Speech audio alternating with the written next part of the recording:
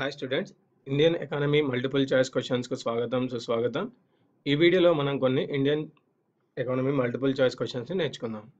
First, భారతదేశ తొలితరం ఆర్థికవేత్త ఎవరు? భారతదేశ తొలితరం ఆర్థికవేత్త ఎవరు? నౌరోజీ. డ్రెయిన్ సిద్ధాంతాన్ని తెలిపింది ఎవరు? డ్రెయిన్ సిద్ధాంతాన్ని తెలిపింది నౌరోజీ. సంపద దోపిడీ ఫలితాలు ఏవి? సంపద దోపిడీ ఫలితాలు ఏవి? మూలధనం కొరత, అల్ప ఉత్పత్తి, పేదరికం, నిరుద్యోగం. సో సంపద దోపిడీ వల్ల వచ్చే ఫలితాలు ఏంటండి? మూలధనం కొరత, అల్ప ఉత్పత్తి, పేదరికం, నిరుద్యోగం. హోమ్ ఛార్జీల్లో భాగంగా ఉన్నవి ఏవి?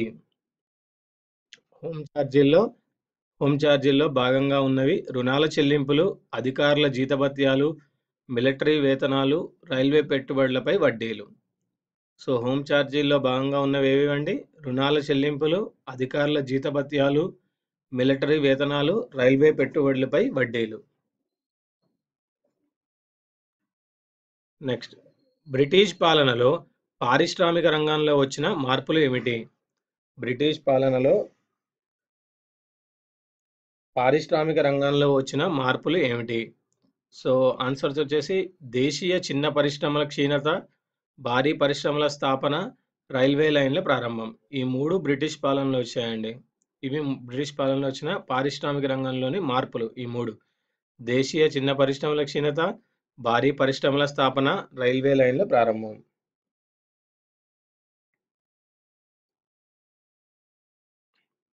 నెక్స్ట్, కింది వాటిలో భారత్లో అల్ప దేశీయ పెట్టుబడులకు కారణాలు ఏవి?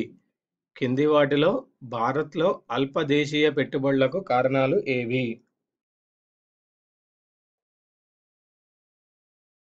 పారిశ్రామిక రుణ సంస్థలు లేమి, బ్రిటిష్ వారు పారిశ్రామిక రంగంపై నిర్లక్ష్యం వహించడం, బ్యాంకింగ్ రంగ అల్పాభివృద్ధి, వ్యవస్థాపన నైపుణ్యాల కొరత. సో భారత్లో అల్ప దేశీయ పెట్టుబడులకు కారణాలు ఏంటి అండి? పారిశ్రామిక రుణ సంస్థలు లేకపోవడం, బ్రిటిష్ వారు పారిశ్రామిక రంగంపై నిర్లక్ష్యం వహించడం, బ్యాంకింగ్ రంగ అల్పాభివృద్ధి, వ్యవస్థాపన నైపుణ్యాల కొరత.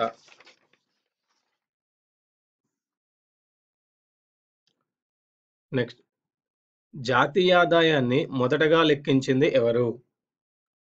జాతీయాదాయాన్ని మొదటగా లెక్కించింది ఎవరు? నౌరోజీ.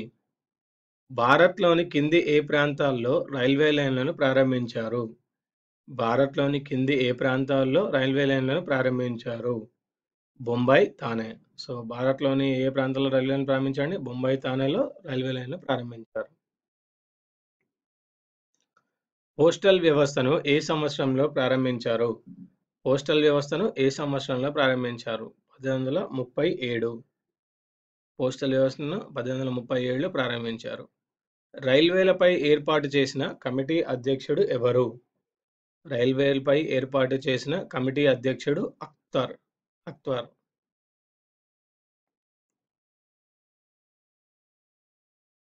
కింది వాటిలో పత్తి పరిశ్రమను ప్రారంభించిన తొలి కేంద్రం ఏది?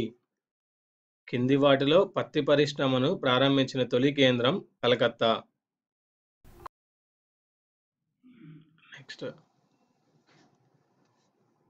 జనపనార పరిశ్రమను 1855లో ఎక్కడ ప్రారంభించారు? జనపనార పరిశ్రమను 1855లో ఎక్కడ ప్రారంభించారు? రిష్ట్రా. జంషెడ్పూర్ 1907లో ఏ పరిశ్రమను ప్రారంభించారు? సో జంషెడ్పూర్లో ఏ పరిశ్రమను ప్రారంభించారు? స్టీల్ పరిశ్రమను. బీహార్లో చక్కెర పరిశ్రమను ఎప్పుడు ప్రారంభించారు? బీహార్లో చక్కెర పరిశ్రమను ఎప్పుడు ప్రారంభించారు? 1900. సో బీహార్లో చక్కెర పరిశ్రమను ఎప్పుడు ప్రారంభించారండి? 1900. భారత్లో రైల్వేల జాతీయకరణను ఏ సంవత్సరంలో చేశారు? భారత్లో రైల్వేల జాతీయీకరణను ఏ సంవత్సరంలో చేశారు? 1944లో. బెంగాల్ క్షామం ఎప్పుడు ఏర్పడింది? బెంగాల్ క్షామం ఎప్పుడు ఏర్పడింది? 1943లో. వ్యవసాయ వాణిజ్యీకరణ ఏ కాలంలో జరిగింది? వ్యవసాయ వాణిజ్యీకరణ ఏ కాలంలో జరిగింది? 1850 నుంచి 1947. 1850 నుంచి 1947 మధ్యలో ఈ వ్యవసాయ వాణిజ్యీకరణ జరిగింది. మొదటి సిమెంట్ పరిశ్రమ ఎక్కడ ప్రారంభమైంది? మొదటి సిమెంట్ పరిశ్రమ ఎక్కడ ప్రారంభమైందండి? మద్రాస్ 1904లో. సో, మొదటి సిమెంట్ పరిశ్రమ మద్రాసులో ప్రారంభించబడింది 1904లో. ఇవండి ఇండియన్ ఎకానమీకి సంబంధించిన మల్టిపుల్ చాయిస్ క్వెషన్స్. వచ్చే వీడియోలో మరికొన్ని మల్టిపుల్ చాయిస్ క్వెషన్స్‌తో కలుద్దాం.